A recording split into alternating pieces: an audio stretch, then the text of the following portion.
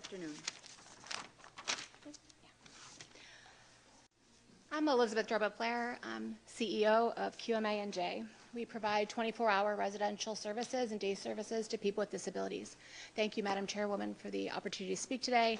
And if Assemblywoman Murphy was in the room, I'd say thank you for her advocacy since she took office. She's been a champion, and I happen to be in her district.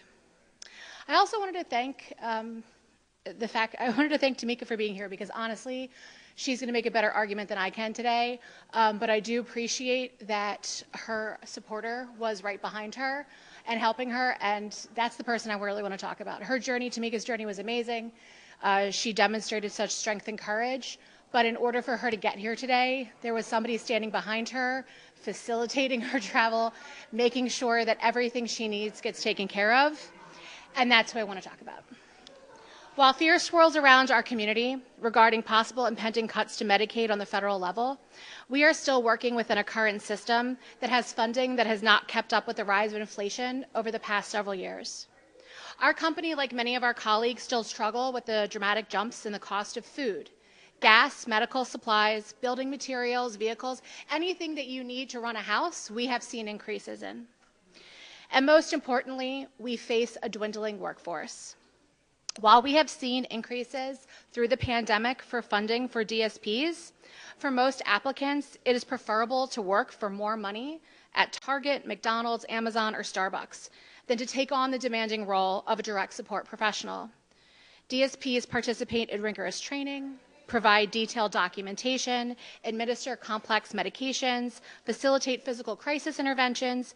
It's a high-impact job.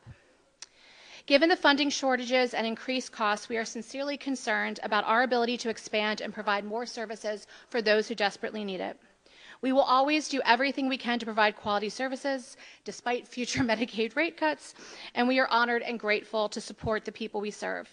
But these financial burdens are going to reach a crisis point in our field.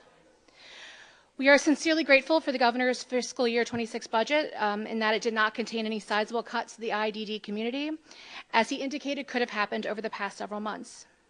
Understanding that there is limited funding in the budget, we request that the proposed budget remain in place and maintain its current funding, specifically including $18 million for DSP wage increases.